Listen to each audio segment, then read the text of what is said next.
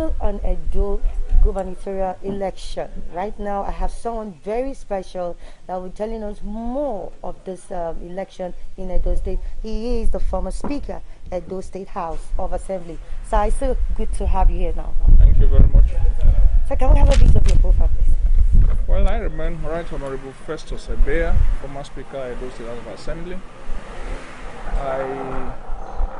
I've been in this game now for almost 10 years, and we at the moment are begging God to crown our candidate, Pastor EBEA, the next governor of the state, under the platform of the All Progressive Congress APC, come 19th of September 2020.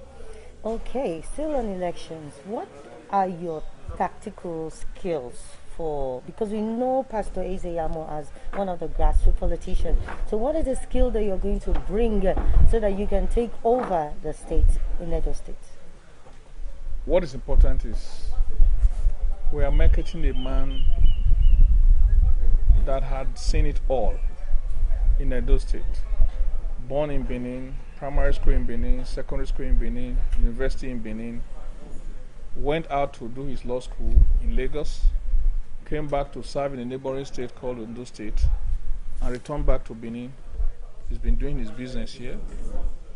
At a point in life, became a clergyman, and of course, he's pastoring a very big church within the Redeemed Christian Church of God. It's a man that a lot of people have come to know as somebody that you can really believe in. A man that you can be rest assured will answer to your needs. A man who, while he was in government, was able to touch lives. Even outside government, he's still touching lives. A man that every person who has come across with him never go back, and a man we know has all it takes to take Edo State to the next level. So how much are the voters going to be protected, especially when it comes to the day of election? Their vote is going to be protected, not going to be rigged at this time? This election will remain the most peaceful election in Edo State, because at the end you ask, there's really not going to be any contest. Without sounding arrogant, there's not going to be any contest, because the voters are too enlightened, too civilized to know that there is difference between darkness and light. Light vanquishes darkness, and of course Pastor EBEA represents light. And every member of the Edo State society know that there's no way you can tell a betrayer thank you. A betrayer must be punished for his sins. If you are a student of literature, you find out that there's always the law of hamartia, what we call hubris, that must always befall people who always think they can eat their cake and at the same time have it. There's not going to be contest, because Edo State people, they know where to put their votes. They will just do it that day. There's not going to be any skirmishes. Whatever you are hearing on the day of election, you'll be waiting to hear where the problem will come from. You're not going to see it, because as we sit here, we know that we Edolites want a peaceful election, and nobody will allow him or herself to be used to occasion crisis in the state. And of course, you equally know that APC is a party that is really rooted in Edo State, and one of the key states in the South. And they're not going to let it go, because so far Adam Oshomole has started pioneering APC governance in Edo State. He has actually laid a solid foundation. It's upon that plank we all thought Obaseki would build upon, but he couldn't. So we're now getting somebody who, of course, was a major player in the emergence of Oshomole to please come back and actually take governance of Edo State from where Oshomole left it. So you're saying that this government had not done a continuity of what Adams Oshomole did? No, there's no continuity. I tell people, you are talking about continuity. You look at A week ago, we went through the Ogida area, what we call Pasiloko, where Oshomole took the road to 4 years ago. Is where the road is. The storm water, where he stopped it, is where it is. Most of the schools, the red roof infrastructure, the occasion during his time, they have not passed that stage.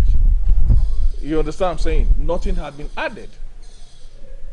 Then you will not take a full sectoral analysis of the government. Is it in the area of education? The College of Education carried the law, shut down. The lecturers are the workers, they are old by 11 months, 12 months now. Most of the secondary schools, I can tell you, all the schools outside the main 3 local governments within the metropolitan Benin City, they are suffering serious dearth of teachers. I'm an Ishaman from Ubiaja. The St. John Bosco's College in Ubiaja has only 2 teachers. Obiaza, Miss Secondary School in Ubiaja has 2 teachers. Udakwa Secondary School in Ubiaja is shut down for lack of teachers. Emu Grammar School has a teacher. And so on and so forth. That is under education. And I can equally tell you, to under education, no employment of teachers had been done. Then you take agriculture. It will interest you to know that we have Agbede rice. Agbede is in Edo State. We have Epuma rice. Epuma is in Edo State. And of course we have Ilushi rice. Ilushi is in Edo State. None of these locations can farm rice to sustain, the general needs of Edo. What am I saying? They go about collecting billions of nairas from Central Bank and World Bank to boost agricultural production in Edo State. So where is it? What will it have taken the government to put money in these areas where we enjoy serious comparative advantage? Nothing. Is it in cassava production? Statistics will show you that Edo State remains the highest cassava producer in Nigeria. But you go and check how many people are being aided to go into serious commercial farming in cassava area. Because those and of course, there was a protest sometime ago. And of course, the that. College of Agriculture Igboria is shut down by the same Obaseki. Then you finish, you come back to pure infrastructural development. There's nowhere a road is being tarred outside some streets where he's making jokes in the name of tarring roads. You tar a road, after some time rain falls, you begin to pull up the bitumen. You understand? You make roads without stone base. You understand? So there's really nothing you can really take home when you say, this is the reason I will vote for this man. And he's taking the Edo people for granted, thinking that social media will vote for him. What we are saying now is, whatever you say you have been doing, I mark it. Edo people want to see it. Show me the ocular proof. Shakespeare will say, show me the ocular proof. Show me the proof with that my eyes can see. So there's nothing we can see that will say Obaseki is doing. If there is, let them tell me. He signs MOU. And when you sign MOU, money exchanges hands. Yes. In the name of bringing a man who is probably going to make a design and show back and all that. Who are these companies? Phony companies. You understand? These are the issues that will form the decision of every Edo voter. Not how much of lies you try to peddle about. Around. Correct. What do you have to tell the people of Edo States as they go out to do their voting? What should be at the back of their mind? Every Edo voter is being enjoined today to please go out there and cast their vote for the APC. Cast their vote for Pastor Sage Ezeyan, a man that has been living with us, a man that we can trust, a man that we know that his personal life is excellent, a man we know that is not carrying false certificates, a man we know that is not carrying fake tax clearances, a man we know will say and do whatever he says. So that will be all for now for exclusive interview. We'll still bring more for you. I still remain Kukuma Christie. Till I see you again. Thank you. Thank you. My fellow Edo people, this is a shout out to you. You must know that COVID-19 is real. You must please abide by the NCDC protocol of social distancing, continuous washing of hands with soap, and of course sanitizing your hands and your environment. Please be conscious of this and do the needful so we can defeat this pandemic. Thank you.